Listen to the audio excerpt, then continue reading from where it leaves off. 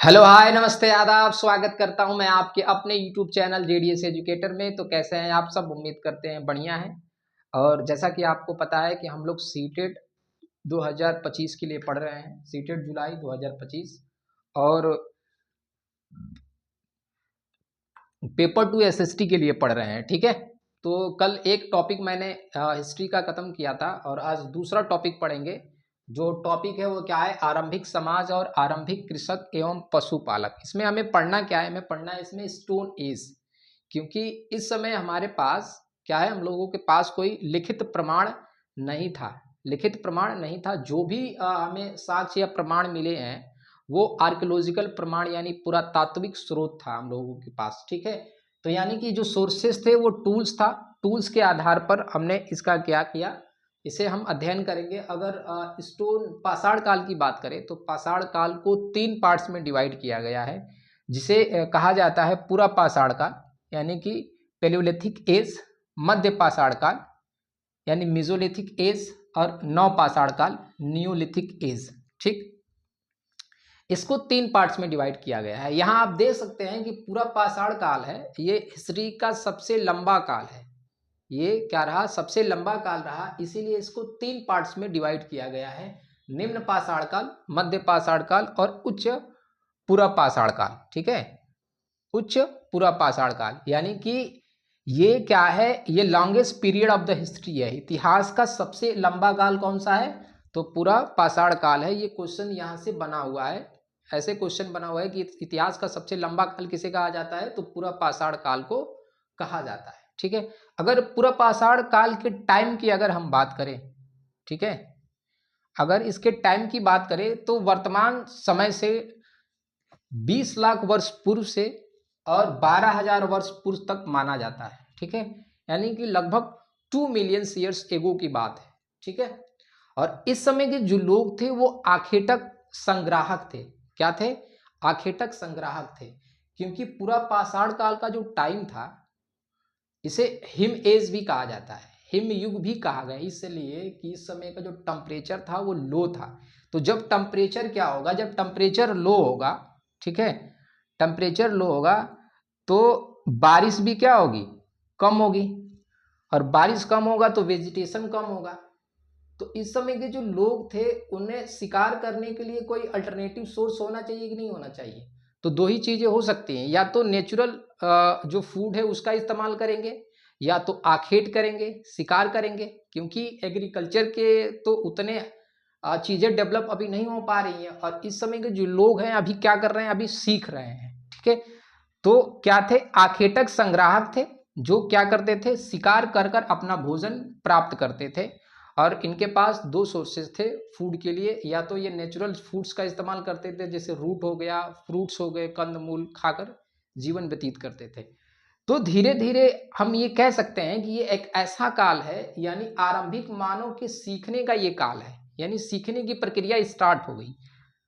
सीखने की प्रक्रिया स्टार्ट हो गई, वो कुशल संग्राहक बन गए। क्या बन गए? कुशल संग्राहक, यानी कि स्किल गैदरर बने। अब एक तो स्किल गैदरर बने नहीं होंगे, इनको कैसे पता होगा कि हमें कौन सा एनिमल्स खाना है, कौन से जानवर को खाना है और कौन से जानवर को नहीं खाना है?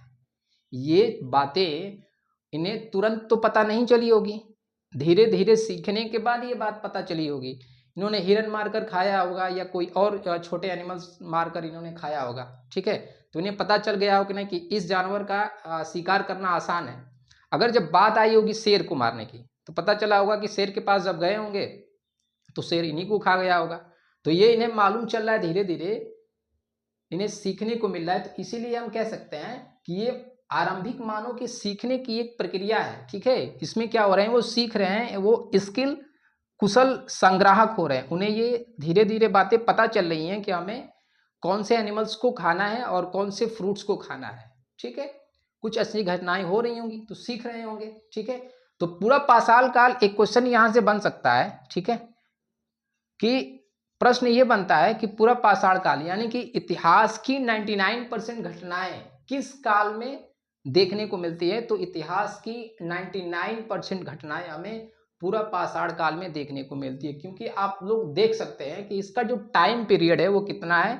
वर्तमान से 20 लाख वर्ष पूर्व से 12,000 वर्ष पूर्व तक माना गया है। तो इसीलिए इतिहास की 99% घटनाएं हमें पूरा पाषाण काल में देखने को मिलती है। ठीक है, अब ये कुशल संग्राहक हो गए, कुशल संग्राहक थे। ठीक है, तो इनके रहने का जो जगह था, ठिकाना था, भाई रहने के लिए जो जगह होंगे वो क्या होगा, तो वो रहते कहाँ थे, गुफाओं में तथा पेड़ों पर, पेड़ों की शाखाओं या खाल में रहते थे। ठीक है, यानी कि रॉक शेल्टर, गुफाओं में रहते थे। और गुफाओं में रहते थे तो उसे क्या कहा गया, उसे शैलाश्रय कहा गया। ठीक है, यानी रॉक शेल्टर कहा गया। और हमें रॉक शेल्टर के जो प्रमाण हमें देखने को मिलते हैं वो कहाँ से मिलता है, तो भीमबेटका से मिलता है। भीमबेटका कहाँ पे है, तो एमपी में है। ठीक है, यहाँ वहां पे इन्होंने क्या बनाया, अपना शैलाश्रय के प्रमाण मिले, वहां पे रहते रहे होंगे। तो हमें रॉक शेल्टर के जो प्रमाण है वो कहाँ से देखने को मिलते हैं, तो भीमबेटका से देखने को मिलता है। ठीक है, तो ये अगर हम और आगे देखें इसमें, तो इन गुफाओं से हमें शैल चित्रकारी के प्रमाण भी मिलते हैं। अब इन गुफाओं में हमें शैल चित्रकारी यानी कि गुफाओं में पत्थरों पर चित्रकारी के प्रमाण मिले हैं। उसमें ये भी बताया गया था, उसमें ये भी बनाए गए थे, चित्र में दिखाया गया था कि कौन से एनिमल्स जो हैं वो खाने योग्य हैं और कौन से ऐसे एनिमल हैं जो खाने योग्य नहीं है। ठीक है, एडिबल और नॉन एडिबल एनिमल्स को उसमें दिखाया गया है। तो शैल चित्रकारी के प्रमाण हमें कहाँ से देखने को मिलते हैं, तो भीमबेटका से हमें देखने को मिलता है। ठीक है, उसके बाद इनके शैलाश्रय के प्रमाण हमें भीमबेटका से देखने को मिलते ही हैं, लेकिन अगर हम आगे बात करें तो ऐसे प्रमाण हमें दक्षिण उत्तर प्रदेश से भी देखने को मिलते हैं। यानी कि दो जगहों से हमें शैलाश्रय के प्रमाण देखने को मिल रहे हैं। तो एक तो भीमबेटका यानी कि एमपी से, और दूसरा यूपी से, दक्षिण यूपी से हमें देखने को प्रमाण मिल रहे हैं।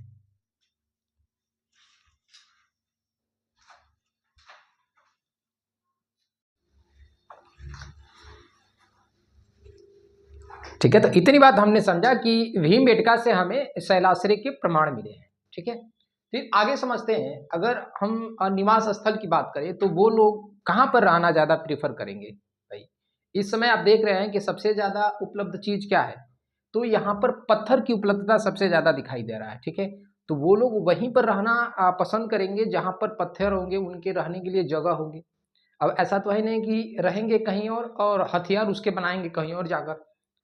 तो पत्थर की उपलब्धता की वजह से हमें दो साइट्स देखने को यहाँ पे मिलते हैं। ठीक है, एक बोला जाता है उद्योग स्थल। उद्योग स्थल क्या होते थे, यहाँ पर हथियार निर्माण का कार्य होता था, हथियार निर्माण का काम होता था, यहाँ पे टूल्स वगैरह बनाए जाते थे।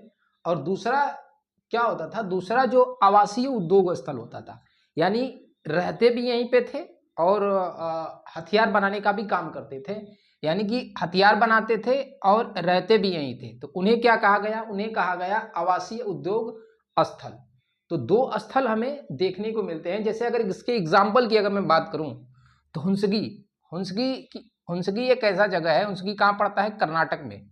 यहाँ से हमें क्या देखने को मिलता है, हुंसगी से हमें आवासीय उद्योग स्थल देखने को मिलता है। यानी कि आवासीय उद्योग स्थल का उदाहरण क्या है, हुंसगी है। ठीक है, इस पे क्वेश्चन बना हुआ है। ठीक है, और यहां से हमें चूने पत्थर के बनाए गए औजार मिले, यानी कि उन्होंने किसका औजार बनाया होगा, चूने पत्थर के औजार बनाए होंगे। ठीक है, वैसे ही एक साइट अगर और हम देखें, ठीक है, कुरनूल पड़ता है आंध्र प्रदेश में। तो जो कुरनूल की गुफाएं हैं, ठीक है, वहां से हमें राख के अवशेष देखने को मिलते हैं। अब एक चीज यहां पर गौर करेंगे, अगर राख का अवशेष देखने को मिल रहा है तो इसका मतलब ये है कि आग का आविष्कार हो चुका है।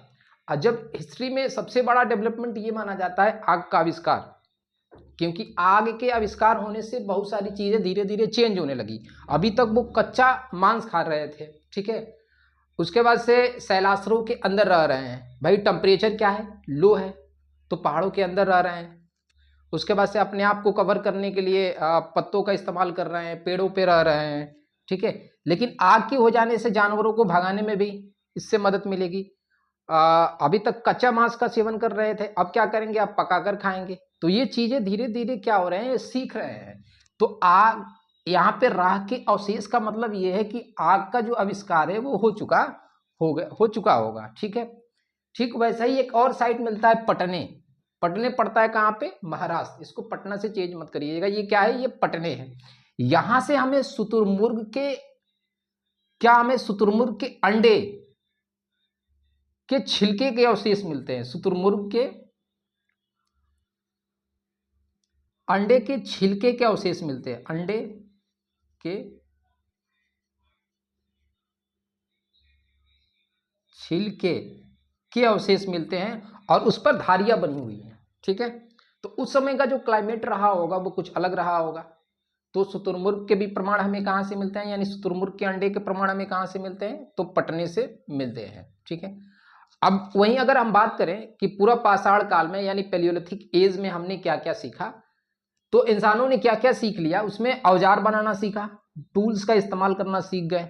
ठीक है, उसके बाद से सैलासरे का प्रयोग करना सीख गए। ठीक है, शिकार हंटिंग करना भी सीख गए थे। ठीक है, हंटिंग करना सीख गए थे, स्किल गैदरर हो गए थे। उसके बाद से आग का आविष्कार भी उन्होंने सीख लिया। ठीक है, तो आज की क्लास में इतना ही, फिर हम मिलेंगे अगले क्लास में। इसका एक चैप्टर रह गया है, इसका एक पार्ट और मैं बनाऊंगा। ठीक है, तो आज के लिए इतना ही। अगर क्लास अच्छी लगी हो तो लाइक करें, सब्सक्राइब करें और शेयर करें।